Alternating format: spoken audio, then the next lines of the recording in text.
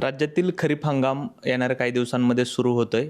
मान्सूनचं आगमनही येणाऱ्या काही दिवसामध्ये भारतात होईल, त्याचा प्रवास सुरू होईल आणि याच अनुषंगाने यंदा राज्यातला जो काही खरीप हंगाम आहे, त्या संदर्भात काय शेतकऱ्यांसाठी आव्हानं आहेत, त्या संदर्भात काल कृषी विभागाची खरीप आढावा बैठक पार पडली पुण्यामध्ये आणि यामध्ये नेमकं शेतकऱ्यांच्या आव्हानावरती काय चर्चा झाली, शेतकऱ्यांना बियाणाची उपलब्धता, खतांची उपलब्धता आणि एकंदरीतच यंदाचा खरीप हंगाम शेतकऱ्यांसाठी कसा जाईल, या संदर्भात नेमकी काय चर्चा झाली या संदर्भात बोलण्यासाठी आपल्यासोबत राज्याचे कृषी आयुक्त सूरज मांढरे सर आहेत. सर, लोकमत ॲग्रोमध्ये स्वागत. काल कृषी मंत्र्यांच्या अध्यक्षतेखाली ती बैठक पार पडली. कार्यशाळा सुद्धा आपल्या कृषी विभागातील अधिकाऱ्यांची होती.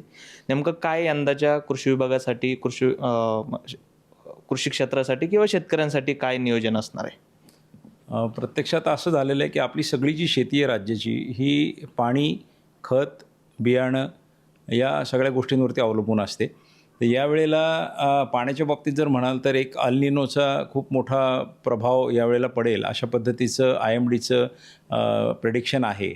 आणि साधारणपणे राज्याचा जर विचार केला तर 9 ॲग्रो क्लायमॅटिक झोन्स आपले आहेत आणि त्याच्यामध्ये IMDने असं सांगितलेलं आहे की जो मध्य महाराष्ट्र आहे म्हणजे मराठवाडा, खानदेशचा भाग, तिथे साधारणपणे 88% पर्जन्यमान राहील.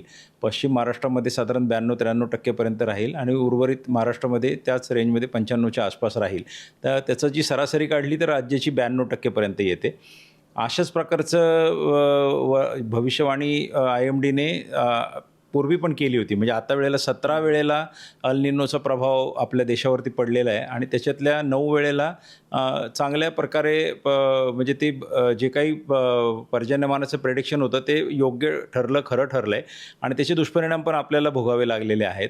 आपल्याचकडचं उदाहरण घेतलं तर 23 साली आणि 18 साली अशाच प्रकारे सांगण्यात आलं होतं की पर्जन्यमान कमी राहील आणि त्यावेळेला खरोखरच आपलं पर्जन्यमान कमी राहिलं 88% एकदा आणि 90% एकदा. आणि त्याचा दुष्परिणाम म्हणून एकदा आपल्याला 8,000 कोटी रुपये आणि एकदा 5,000 कोटी रुपये नुकसान भरपाई शेतकऱ्यांना द्यावी लागली होती. म्हणजे सांगण्याचं तात्पर्य आहे की हे भविष्य जे सांगितलं जातं IMDकडनं किंवा जे हवामानाचा अंदाज दिला जातो तो बऱ्यापैकी सायंटिफिक असतो आणि त्या दृष्टीने तयारी करावी लागते. हे पाण्याच्या बाबतीत झालं. खताच्या बाबतीमध्ये परिस्थिती अशी आहे की आपल्याला माहिती आहे की युरिया हा 20% त्याच्यातला जो कच्चा माल आहे तो बाहेरून येत असतो. DAP तर जवळपास 50% आपल्याला बाहेरून इम्पोर्ट करावं लागतं आणि आजच्याची जी युद्धजन्य परिस्थिती आहे आणि हे जे काही परदेशातून भारतामध्ये वस्तू येण्याचे जे मार्ग आहेत ते सगळे विस्कळीत आहेत. तर हे विचारात घेता खताच्या बाबतीतसुद्धा आव्हानात्मक परिस्थिती या सगळ्या जागतिक घडामोडींमुळे निर्माण झालेली आहे. बियाणाच्या बाबतीमध्ये फार चिंताजनक परिस्थिती नाही, कारण बियाणाच्या बाबतीमध्ये आपली 20 लाख क्विंटलची गरज आहे, परंतु आपल्याकडे 28 लाख क्विंटल बियाणं अवेलेबल होईल अशी परिस्थिती आहे. तर त्या बाबतीत फारशी काही अडचण आपल्याला येणार नाही. तर मला असं वाटतं की तिन्ही फ्रंटवरती थोडेसे काम आता करावं लागणार आहे. पाण्याचं योग्य नियोजन, पाण्याचं योग्य वापर, खताचं योग्य नियोजन, खताचा योग्य वापर. आणि जर दुर्दैवाने दुबार पेरणी जर करावी लागली, समजा जर सांगूनही जर कोणी केली आणि ऐकलं नाही वगैरे, तर बियाणाच्या बाबतीतसुद्धा 20 लाख क्विंटलच्या अगेन्स्ट 28 लाख क्विंटल उपलब्धता हा म्हणजे खूप लक्झरी नाही आहे. म्हणजे ते पण थोडं कट टू कट आहे.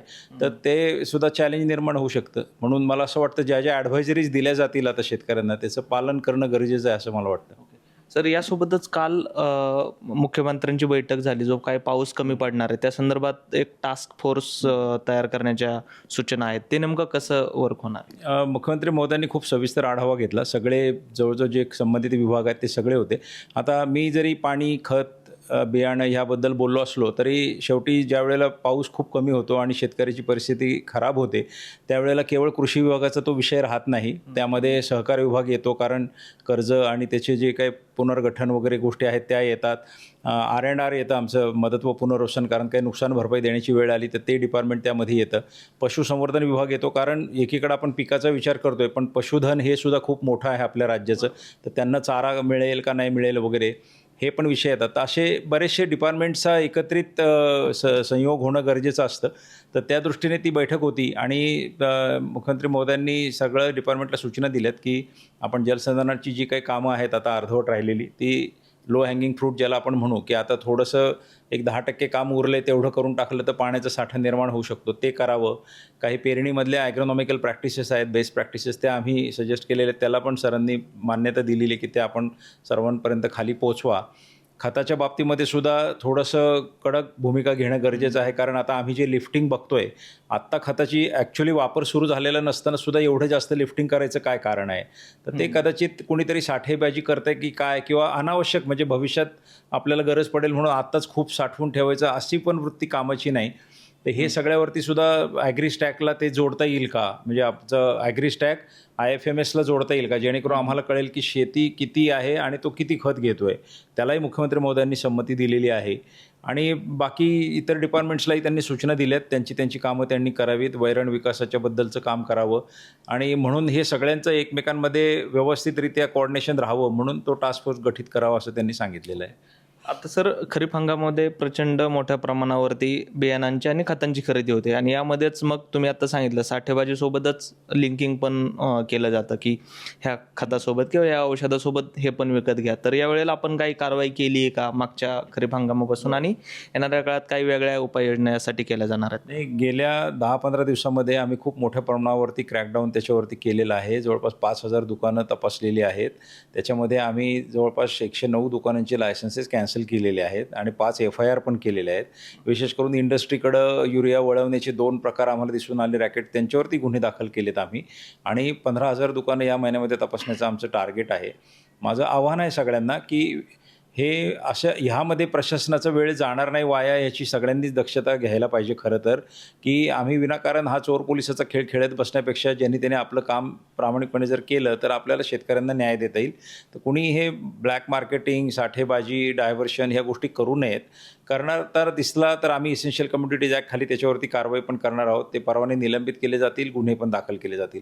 शेतकऱ्यांना सुद्धा आव्हान आहे की कधी-कधी असं होतं की आपल्या अनावश्यक काळजीमुळे आपण खराब करतो परिस्थिती. म्हणजे आता पाणी जाणार आहे म्हणून लोक पाणी भरून ठेवतात आणि मग ते पाणी कमी पडायला लागतं. तर आता असं जर कोणी केलं, आता काही दुकानं आम्हाला अशी दिसलीत की प्रत्येक शेतकऱ्याने 40 बॅगा घेतलेल्या आहेत. आता हे एवढा युरिया लागतो का खरंच? तुमचं पीक कोणतं आहे? त्याला एवढं लागतो का? पण ते का घेतायत? तर त्यांना असं वाटतं की नंतर मिळणार नाही. तर नंतर आता अशी जर वृत्तीने शेतकरी जर गेले की मला नंतर मिळणार आहे म्हणून आत्ताच घेऊन ठेवलं तर लगेचच टंचाई आता 15 दिवसातच सुरू होईल. तसे आपण 1 लाख मेट्रिक टन मायनसमध्ये आहोत आत्ता. आपल्याला 15 लाख मेट्रिक टन जे कमिटेड आहे केंद्राकडून ते मिळेल, काही ना काही करून ती उपाययोजना होईल. पण असे जर पद्धतीने अनावश्यक घाबरून जर आपण हा अनुभव कोविडच्या काळात पण घेतला की कोणीतरी एकदम मास्क तरी 100 मास्क घेऊन ठेवले, कोणी तर काय ऑक्सिजन तर ऑक्सिजनचे सगळे सिलेंडर एकाच ठिकाणी भरून ठेवले आणि मग टंचाई तयार झाली. तर आपल्या सर्वांची जबाबदारी आहे की ही काही एकट्या प्रशासनावरती बोट दाखवून चालणार नाही. सर्वांनीच ह्या कठीण परिस्थितीमध्ये थोडासा संयम ठेवणं गरजेचं आहे. शेतकऱ्यांसाठी तो एक आपण टोल फ्री नंबर पण जारी केलेला की काही तक्रारी असतील तर ते नाही, टोल फ्री नंबर पण आहे. नंतर ग्राम निगराणी समित्या आपण 25,000 गठीत केलेल्या आहेत. सरपंच त्याचे प्रमुख आहेत, प्रगतिशील शेतकरी त्यामध्ये आहेत, आमचे कृषी अधिकारी पण त्यामध्ये आहेत.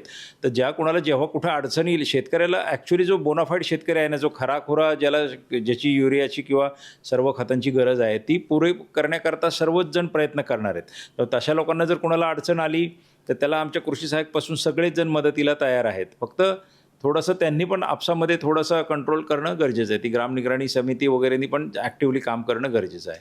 सर, आता AIच्या संदर्भात राज्य सरकार पण खूप चांगलं प्रोत्साहन शेतकऱ्यांना देतं आणि तुम्ही पण पदावरती आल्यापासून बरेचसे प्रयोग AIचं इम्प्लिमेंटेशन करण्यासाठी केले. तर यंदाच्या खरीप हंगामामध्ये AI शेतकऱ्यांपर्यंत पोहोचण्यासाठी काय आपले वेगळे काही प्रयोग असणार आहेत का? AIच्या बाबतीत आपल्याला कल्पना आहे की आपण एक राज्य स्तरावरती AIC नावाची संस्था गठीत केलेली आहे. त्याच्यामध्ये चीफ नॉलेज ऑफिसर आहे, टेक्नॉलॉजी ऑफिसर आहे, CEO आहेत, ही सगळं व्यवस्था केली आहे. मागे आपण जी कॉन्फरन्स घेतली त्यामध्ये आपल्यासमोर जे काही चांगले प्रयोग आले त्याच्यातले 12 प्रोजेक्ट त्यांनी सर्टिफाय केलेले आहेत आता.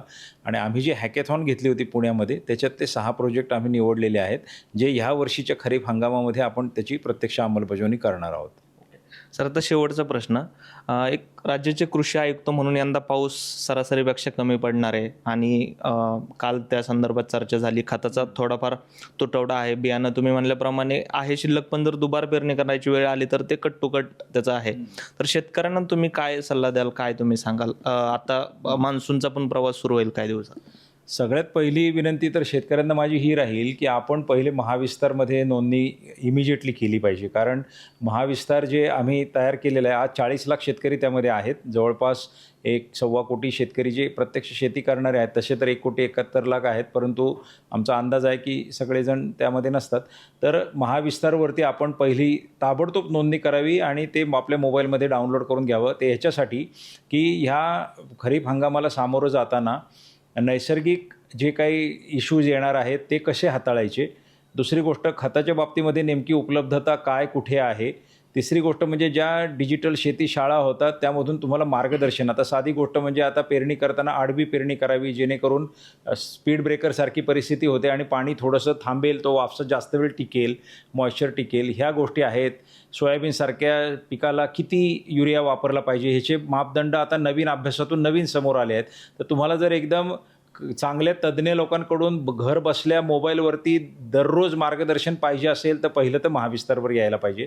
दुसरी गोष्ट, मी मगाशी जे उदाहरण दिलं 2018 आणि 2023चं, त्यावेळीसुद्धा आधी चेतावणी दिली गेली होती की पाऊस कमी पडणार आहे, तरीसुद्धा पेरणी 100% झाली.